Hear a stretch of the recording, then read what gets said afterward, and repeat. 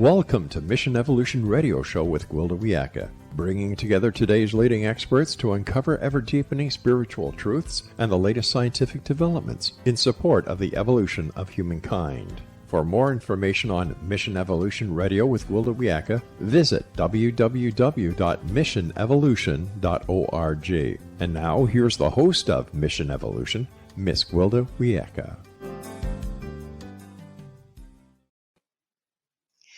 With massive upheaval, pandemics, political unrest, and climate change, it's easy to either stick our head in the sand or just give up in despair. Is there a third option?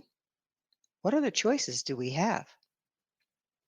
Mission Evolution Radio TV show is coming to you around the world on the X Zone Broadcast Network, xzbn.net. With us this hour to help find hope for our world is an old friend of Mission Evolution, Dr. Jude Currivan. Dr. Currivan is a cosmologist, planetary healer, futurist, and author of award-winning The Cosmic Hologram and The Story of Gaia. Previously one of the most senior international businesswomen based in the UK and co-founder of WholeWorld-View, she has experienced lifelong multidimensional realities, holds a Ph.D. in Archaeology, and a master's degree in physics from Oxford University, specializing in cosmology and quantum physics. Her work integrates leading-edge science and universal wisdom teachings, aiming to serve the evolution of consciousness. Her website, WholeWorld-View.org. Jude, thanks so much for joining us once again on Mission Evolution. Gwilda, it's always a pleasure to join you. We have such fun together, don't we? And even when times are difficult and the challenges are great, we still find somehow a way through. So I'm hoping that that's what we'll explore today.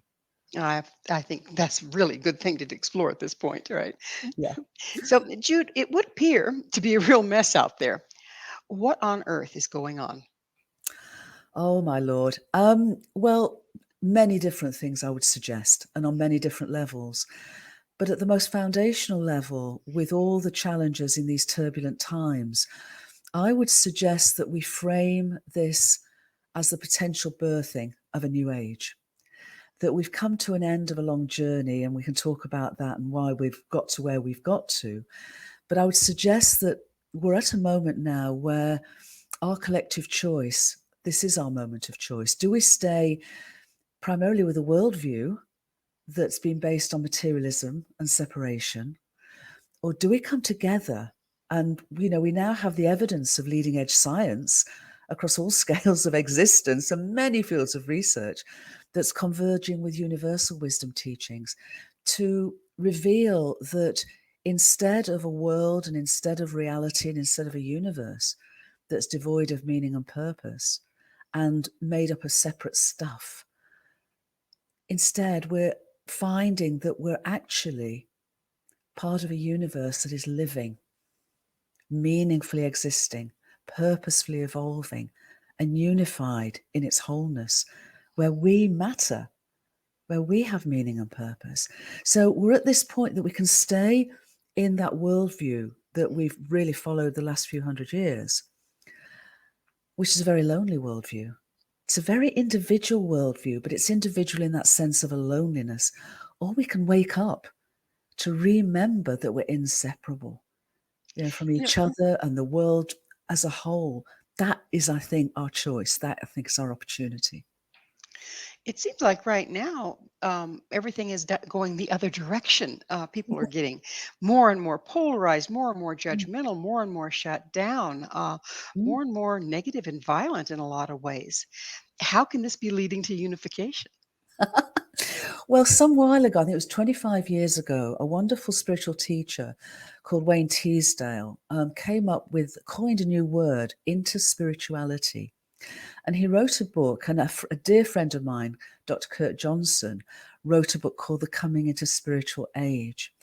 And the perspective was that a time would come where, despite the turmoil, the turbulence, the polarization, the challenges, this is 25 years ago, don't forget, would be so great that we would be in an existential crisis, a meta crisis. And that's where we're at now. And the understanding was that despite that, on an underlying basis, on a universally conscious basis, there would be some guidance, some opportunity for us to wake up. I've just contributed a chapter to an anniversary book on spirituality. And what I've said in it is I think that it's not despite things are so challenging, but because they're so challenging. When we go back through history, the Renaissance came out of wars, it came out of pandemics. We found that the League of Nations came out of the First World War. We found that the United Nations and so many global cooperative efforts came out of the Second World War. I think we're at a much more profound threshold as a species than we've ever been. I And would it's have not to, yeah, despite, it's because of that we cannot go on as we are, that perhaps this is the time to wake up and choose differently. we have seen echoes of this, but has it ever been as severe?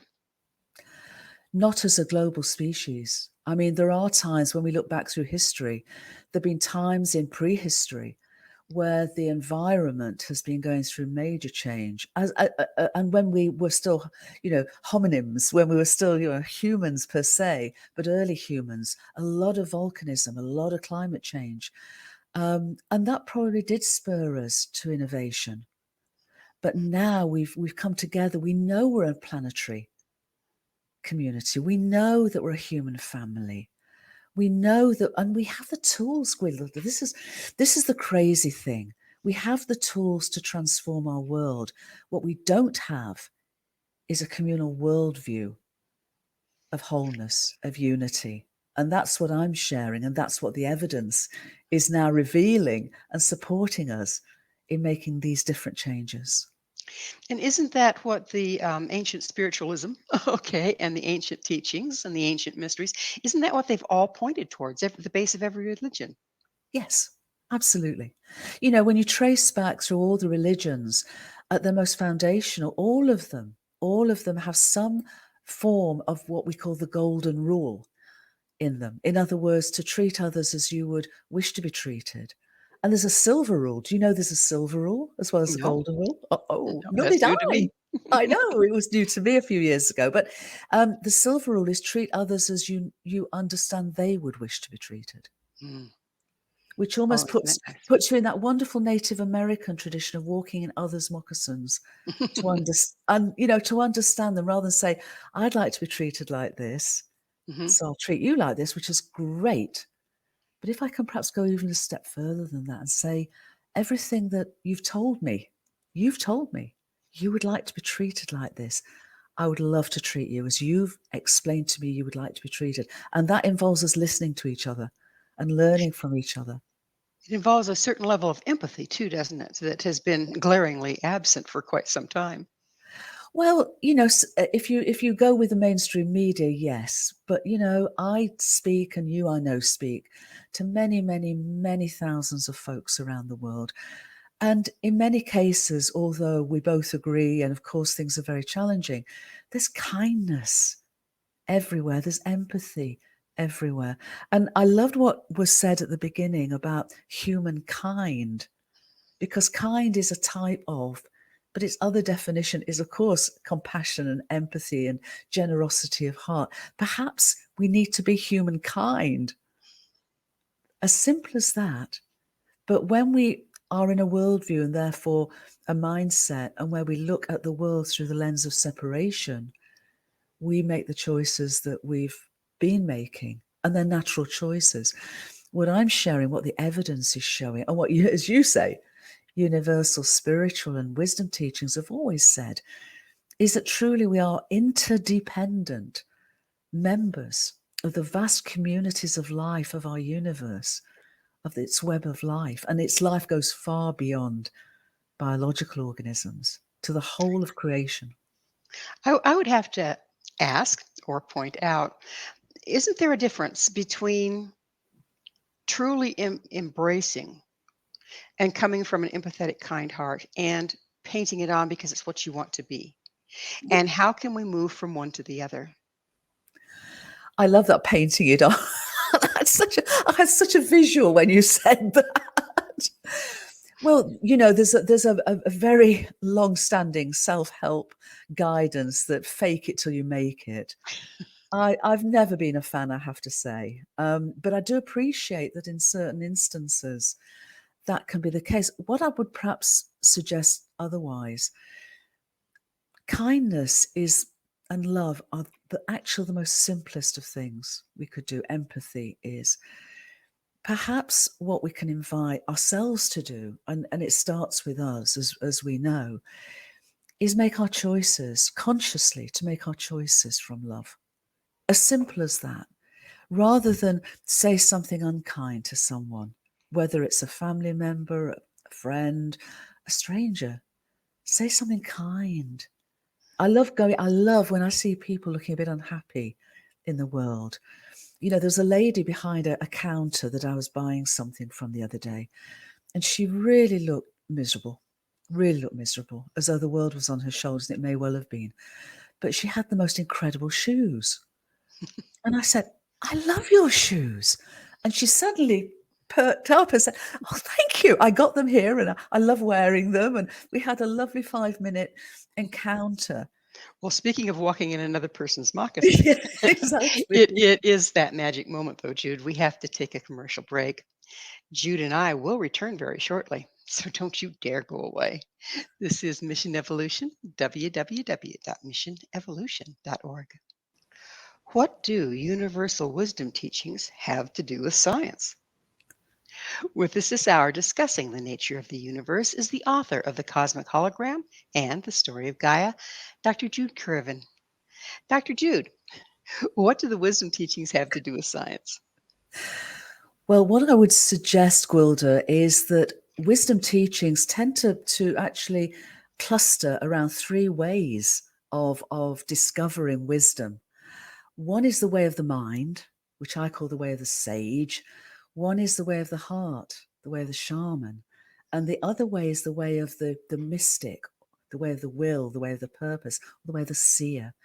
So when I've researched, studied, and learned from wisdom keepers from many, many traditions over many, many years, but those 3 ways of knowing offer different ways into, different lenses into what is all, universal wisdom, but from different perspectives. So the way of the sage, for example, which we find in ancient Greece or ancient Egypt, for example, is the way of sacred science, is the way of understanding that the foundations of reality are number and sacred geometry and music. Yeah, but they're very much in that sense of understanding. The way of the shaman is very experiential. It's the way of the heart. It's the way of experiencing the world as a web of life where everything is interdependent with everything else.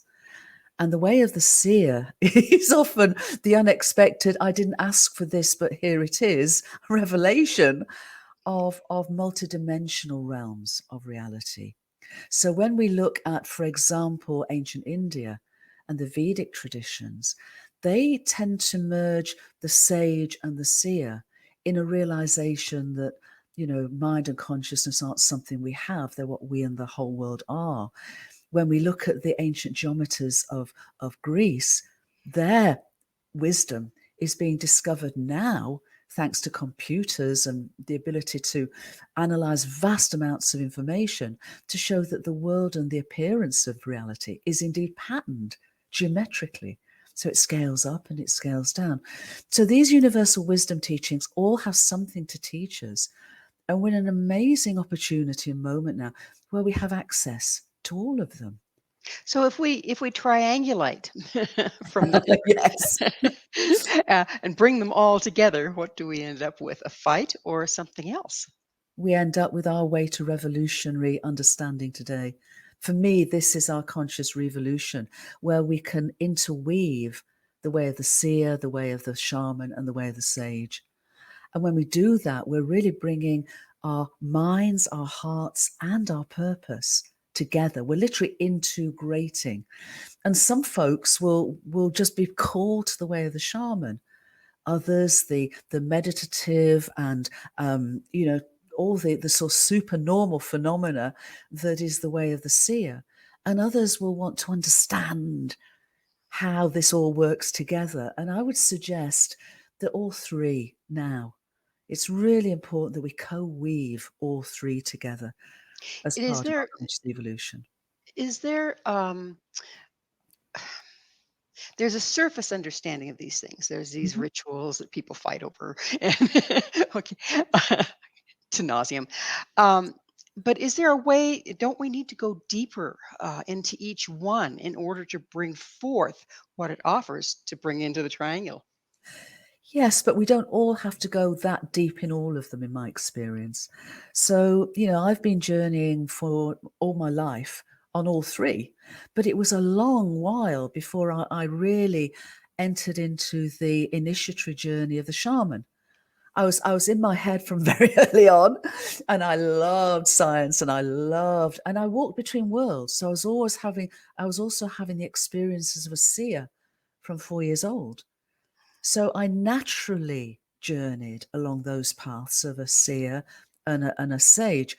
But it was a long time before my heart opened to the wonder of our beloved planetary home and, Gaia and our the interdependent web of life of our whole universe.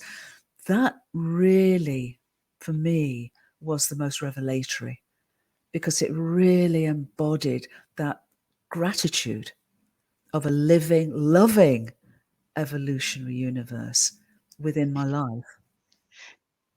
Is that kind of universally, at least in our cultures, yours and mine, we're not that different. Um, is that sometimes or often the most challenging? Is the way of the shaman, the heart? I think it is. For I think those of us in the West, those of us that, I mean, I would say we're all Indigenous. We're all Indigenous, but those communities that we tend to describe as Indigenous have been our wisdom keepers for this understanding, when we in the West have lost so much of that connection through our worldview and through that paradigm I mentioned earlier of materialism and separation. They've held for us as a whole, for literally for humankind as a whole. And now their voices are being valued again. We're learning from them. And they would always say that they learn from the whole world. They learn from the web of life of which we are an interdependent part. A lot of the indigenous prophecies, Mm, and I'm going to butcher the saying of this, but it's kind of a conglomeration of all of the ones I've heard. yeah, Basically, said that there was a time when the wisdom was cast to the four corners of the earth, yeah. and Creator said that only when you come back together will truth be known. Is that kind of what we're looking at here at this time in the world? I feel it is. And the indigenous voices that are coming now very much to the forefront of bringing these prophecies are all saying that exactly, that it is time for us to come together, all colours, all ethnicities, all communities to come together, because we each have gifts to bring. Yeah, we're all human, but we each have gifts to bring from those journeys to this point. And there is a prophecy of when the eagle and the condor would come together, the north and the south of the Americas, but also the hummingbird and the quetzal. So there's some wonderful initiatives of the wisdom keepers of the indigenous communities now, really stepping in as elder brothers and sisters for us, to invite us into this remembering of wholeness. What I really find fascinating is when you look at comparative mythology, all different races and traditions are pointing to now. Yeah. And have you found that as well? And what do you think of that? Very much so. I mean, whether it's the Mayan prophecies, whether it's the astrology of now. I mean, we're in an extraordinary period of astrology. Pluto's just moved into Aquarius. We've had the most incredible solar eclipse with all sorts of astrological connections. We've just come through a Jupiter conjunct Uranus. We're moving into a time over this next year and a half where all the outer planets are changing signs. So this is like this is the turning of an era from that astrological perspective. and it's coincident. It is synchronous, of course, with the prophecies. But it goes back, Gwilda, to what you were asking. What do we choose? Because this truly is our moment of choice. We can't go on as we have, or if we do, that, in my view, will be the demise of the potential that we have to evolve as a species. It seems like historically our choices have been personal ones. And now you're telling me that we have a collective choice that's going to make or break a lot of things. Why do you think the collective choice at this point versus just individual choice? Because we can't transform the world as we need to just on an individual choice level. We have to change it. We have to support that change at all levels, from our personal self, of course, but the expanding of this beautiful circle of compassion, as Einstein called it, to the me and the all. So at WholeWorld-View, we talk about act local, feel global, and think cosmic. Mm. Because it takes all of us to link up and lift up together. And it certainly takes a critical mass of us to wake up to this understanding and act on that realization that we truly are inseparable from the whole world. We're about out of time in this segment, but it's so tempting to look at what's come before and find fault. Okay, the world is a mess. We've done all these bad things. Da da da da da da da. But is that really the case, or would we be here without it? I know we've got to go to a break, so I'd like to come back with a response to that. But I like to see meaning and purpose in every step we take, however challenging it may be and how apparently mistaken it has been. I don't think it has been mistaken. I think it's got us to this point as it needs to have got us to this point. But it can take us no further with that perspective. So I certainly don't want to be in the blame and the shame game. But I do feel that our journey has involved a lot of trauma that we now need to heal and release for us to be free to move forward together and to literally step into this amazing opportunity for our conscious revolution. So were we in a different place energetically as astrologically that led to what we've experienced in the past, and now that is shifting versus we were screwing it up before and now we have a chance to make it right? Well, yeah, I mean, if we go back 2,000 years, 2,500 years, is what's often being called the axial or the beginning of the axial age. And in astrological terms, it would be seen as the age of Pisces. But, that axial age brought through some incredible thought leaders across the world, whether it was Lao Tzu in China, whether it was Buddha in India, whether it was Jesus in the Middle East, and many other, traditions, the Judaic traditions, the Islamic tradition. All of those came through as various waves that moved humanity's thinking on and Mhm. experiencing on. Well, it is that magic moment for our station, Greg. Jude and I will be right back to continue our discussion. So you stay right there. This is Mission Evolution, www.missionevolution.org. Is the Earth sentient? What about the universe? This is Mission Evolution, missionevolution.org. With us discussing consciousness is Dr. Jude Currivan. Her website, wholeworld-view.org. Jude, that is a question, isn't it? Is we think of the Earth as a rock floating around in space oftentimes, but there is sentiency here somewhere. Could you go into that for us? Well, I don't want to be rude, Gwilda, but someone said you can't be half pregnant. Either either Gaia's sentient or she's not. Um, Universal wisdom teachings would say yes, she is. In fact, the word Gaia is the name of the ancient Greek goddess of the earth. Mm. And, universal wisdom teachings in the main perceive reality as being innately sentient. And going back to what we were saying about the Vedic traditions of ancient India, that, mind and consciousness aren't what we have, but literally what we in the whole world are. And our paradigm, our scientific paradigm, our secular paradigm, because it's more than science, we have a worldview that is essentially the 19th century science of a mechanistic and separate material universe without meaning and purpose. But that mechanistic paradigm came through in its height as a result of, as a precursor to, along with the Industrial Revolution. So everything that came through the Industrial Revolution, with its hierarchies and its inequalities and its exploitation, was founded on a mechanistic worldview.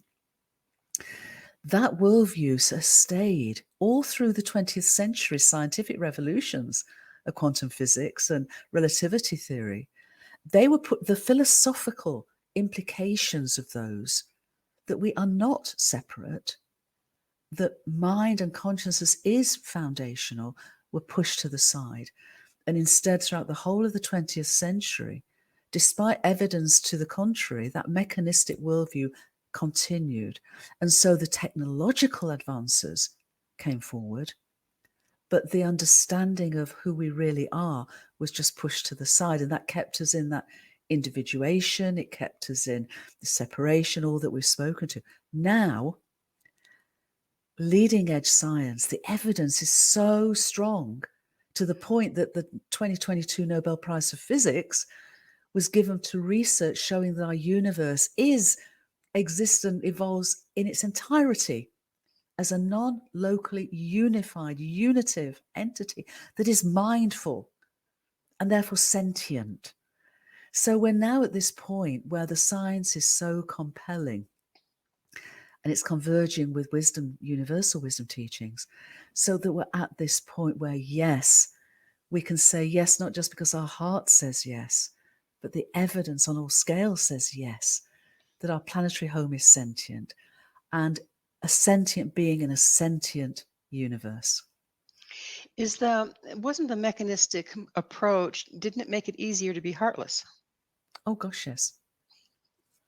I mean, I don't think we can ever be heartless, but it sort of subjugated our hearts. It sort of gave prominence to our minds. And of course, it was very successful.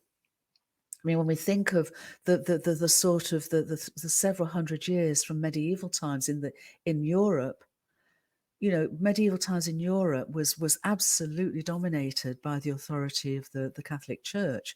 There was no willingness, you know, you're a heretic. If you want to try and understand a little bit more about the nature of the world, you're a heretic. It was very dangerous. So there was a whole journey to that point in the mid-19th century where science had separated from any perspective of spirituality because it was too dangerous not to. But it got us at that point where then it was able scientifically to underpin a technological revolution that was the industrial age and all that's come since. I'm not blaming or shaming it. It's brought us to where we are. And that, it seems to me, that sense of self is also really important, because we go back to medieval times and we didn't have that sense of individuality. We had the sense of a deeper community, but it was pretty miserable for many folks. We've now come almost to the limit, it seems to me. We've stretched our individuality as far as it can go. And now, but from that place, we can take a next step to come from that sense of diversity and uniqueness and gifts and come together. Well, isn't that the way of the world? Expansion and contraction. Everything grows that way. It So you does. say that meaningful information is fundamental to the universe. How? How? How? Well, let's take a step back to the proposal and the evidence that mind and consciousness aren't what we have. Universal mind, cosmic consciousness is the foundation of reality. And we could go many hours into this. And I write, of course, in the Cosmic Hologram and the Story of Gaia about this with the evidence. But how then does cosmic consciousness create a universal awareness of consciousness that then has the appearance of our beloved universe around us and us? It does so as in a language. It does so in a language, but that language isn't English. It's a digital language made up of just two letters of an alphabet, ones and zeros. And we know from all the evidence that we have at cosmological scales right down that language is expressed as the energy, matter, and space-time appearance of our universe, and it does so from the most minute scale, as small as to an atom as an atom is to the whole universe. But at that minute scale, cosmic consciousness, universal consciousness, rises not just as the two letters of the alphabet, which as themselves don't have meaning, but combined as atoms, as molecules, as stars, as planets, as plants, as people, just as our digital technologies. You know, you and I are able to have this conversation because the image of me has been translated into long strings of ones and zeros, scooted down wires and off satellites and all the rest of it to your computer, where it's retranslated from ones and zeros into my image and my voice, vice versa. Think of our whole universe doing this. Our So whole universe. that would say that our belief in separateness, our belief in polarization is erroneous at the very basic level. It is erroneous. Reality is real. And reality, the appearance of our universe, its reality emerges from these deeper levels of causation as the meaningful information that I describe, because every atom is innately meaningful. Every leaf on every tree, every person, everything in existence is innately meaningful and purposeful. Our universe exists meaningfully to evolve purposefully. So yes, absolutely, we are inseparable. And yet, the unity of our universe, its wholeness, is expressed in this radical diversity. So that kind of takes us back to when we were talking about, was the past a mistake? Did we just mess things up? Well, if you've already arrived, you can't evolve, can you? No, it's a journey, isn't it? And Yeah. our universe's journey, and so our evolutionary journey, began 13.8 billion years ago in its smallest and most simplest of states. And yet, everything there, rather like a baby universe, everything there in its relational laws of physics, in the way it was, in its meaningful information, able then to evolve from simplicity to complexity. So every step on that way is of itself meaningful and purposeful. And I would suggest, as I think you're suggesting, that the journey we've made to now is the journey we've made to now. And we've learned so much, and it's cost us so much. So now is the time, it seems to me, for us to heal this dis-ease of separation.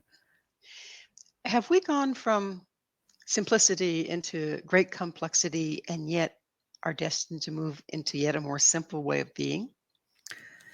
Yeah, because we've actually moved into complication rather than complexity. There's that. The universe is complex.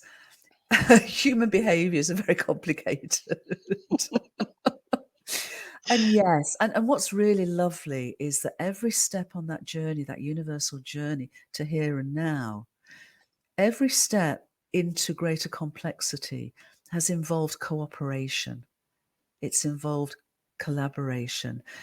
It's not involved, other than healthy competition, it's not being able to progress without that willingness and that ability and that intelligence that's absolutely embodied within it to cooperate at greater levels of complexity. And again, that's our choice now.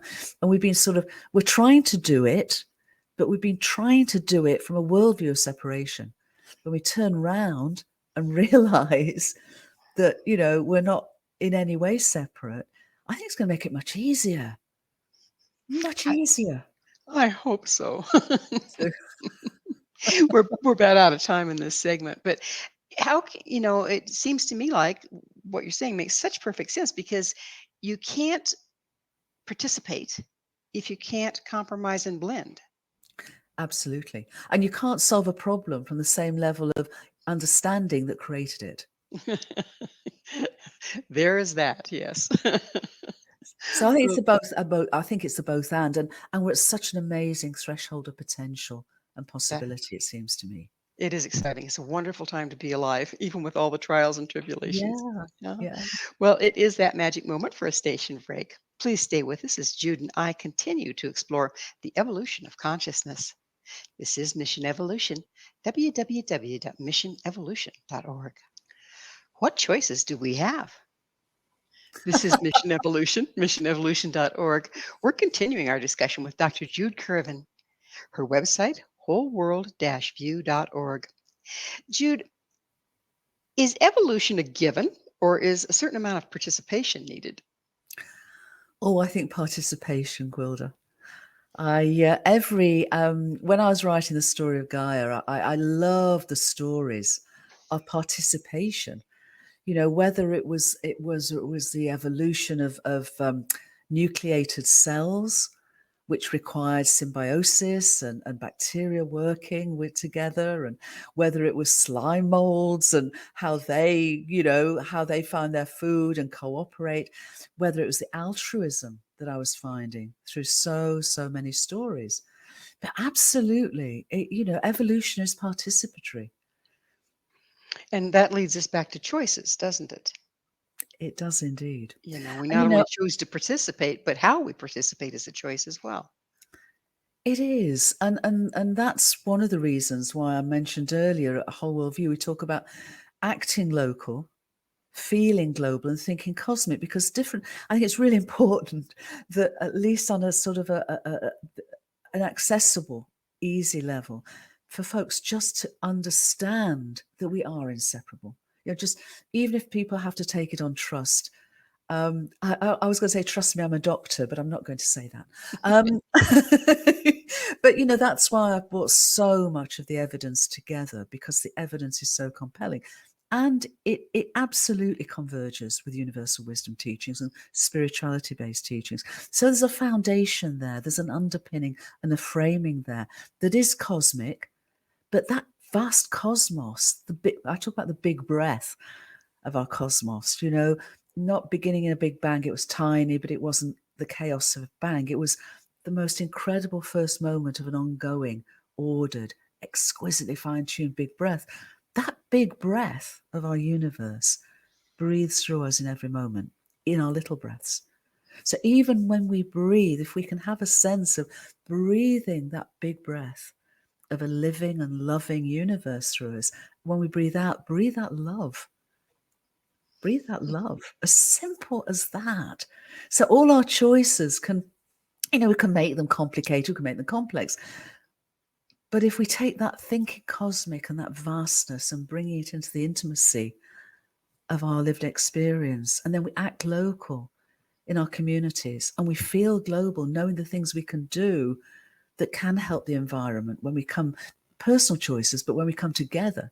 I'm doing a huge amount of work now, bringing this unity of understanding into economics and education, and folks who are doing wonderful work with the environment. But they too are saying, thank goodness, now we've got an underpinning and a framing. This unity of understanding empowers us. So, what do you feel or you see as evidence that our universe meaningfully exists to purposefully evolve? Well, first of all, we need to go back to the very beginning. And that's 13.8 billion years ago. And at that moment, at those first few moments, the only energy matter or matter were beginning of atoms of helium and hydrogen, the simplest of atoms. You then go forward a couple of hundred million years, and you come to stars and generations of stars living and transmuting those simple elements into ever more complex elements, and then dying and exploding and releasing all those elemental nutrients into the interstellar medium of galaxies, and then go forward, to about 9 billion years ago, before our sun was formed, before our planets were formed, our planetary home was formed. We now know that when we look out into space, we see interstellar clouds of molecular hydrogen, but it's not just molecular hydrogen. We've now discovered all the prebiotic building blocks of biological life out in space. in that deep, deep cold of space. These are our wombs, these are gestations, these are nests, literally, for planetary systems. So when we look out there, we see everything that couldn't go beyond that level of complexity because it needed planets and water planets. But we see out there vast amounts of ice, vast amounts of these prebiotic nutrients, building blocks of RNA and DNA and protons, amino acids and protons and lipids and sugars. They're all there. And they're bathed by ultraviolet light from nearby stars, not too powerful, but enough to keep them in a way that they're like chemical factories. They're like emergent evolutionary factories.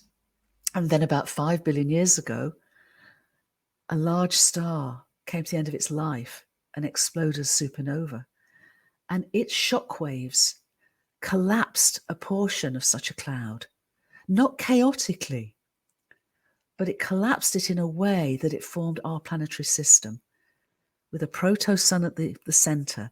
And instead of chaotic orbits for all the rest of the material around it, they were harmonic orbits, resonant orbits, able then to form planets. Our planet is the perfect distance from our star, the sun, in the Goldilocks zone, not too hot, not too cold, and a water planet. When Gaia was formed, all those prebiotic nutrients that had been part of that interstellar cloud were the birthing gifts to her. And that enabled her then to birth her biological children. And for the last 4 billion years, our journey, their journey, her journey has continued to this point. That is what I mean by meaning and purpose. So we truly are just bits of stardust. We're even older. We're even older than that. The hydrogen in the water of our bodies is only a few minutes younger than our entire universe. The hydrogen in our bodies is nearly 13.8 billion years old. And the oxygen then was created in stars. So the water within us and everything else, you're right, is stardust. But the hydrogen goes back to the beginning. That's amazing. That's just amazing. So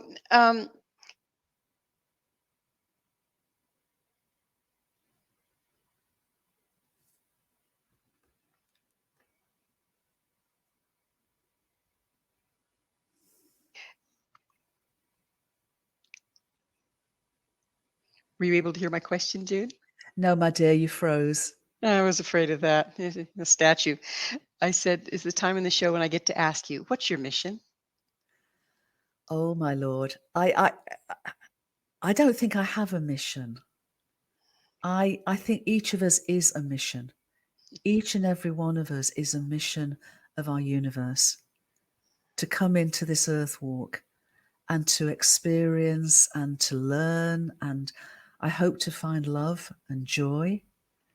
But rather than having a mission, I think the very nature of our living, loving, evolutionary universe is that everything in existence is its profound mission. And there's purpose behind everything, isn't there? Yes. If there's anything this hour has focused on in a certain way, even though it hasn't been said, is this underlying consciousness and purpose. Where did it come from?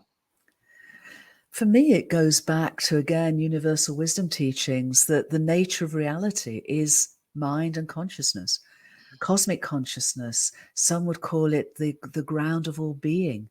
Others, great mystery, or God, or Allah, or many other terms. But, for me, if you ask, where is God or where is great mystery, I would say everywhere, everywhen. There is nothing that is not. So what do you see as the results of our upcoming collective choice? That's the biggest question of the lot.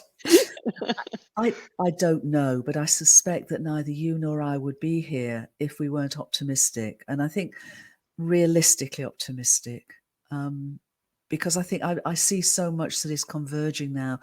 And I mentioned earlier, it's not despite all the meta-crisis challenges we face, it's because of them. Because otherwise, in easy times, and again, When you look at the evolutionary journey of the whole universe and our planetary home, it progresses through challenge. It always progresses through challenge. In times of ease, nothing much happens, to be honest. In times of change, some things do, but in times of great change, it's truly extraordinary how rapid evolutionary progress can be. And we're at a point now where it's not so much biological evolution, but conscious evolution. In closing, we're about out of time, believe it or not, but in closing, what message of hope do you have to offer our worldwide audience? I wrote a book once called Hope, Healing our People and Earth. And in that book, I spoke about hope being foundational. It's not aspirational. It's a profound spark within us. And it seems to me that we have what we need to wake up, to remember, to come together, to love each other, to be humankind. And we need to choose it. Beautifully put. Jude, as always, when we have you on the show, time flies. Thank you so much for joining us and sharing your wisdom. Thank you, Gwilda. Always a pleasure. Thank you. Our guest this hour has been Dr. Jude Currivan. Dr. Currivan holds a master's degree in physics and is the author of The Cosmic Hologram and The Story of Gaia. To find out more about Jude, where you can find her books and all she has to offer, visit her website, WholeWorld-View.org. This has been Mission Evolution with Gwilda Wiyaka. For more information or to enjoy our past archives, visit www.missionevolution.org. But please, be sure to join us right here next time. This mission will continue, bringing information, resources, and support to our evolving world.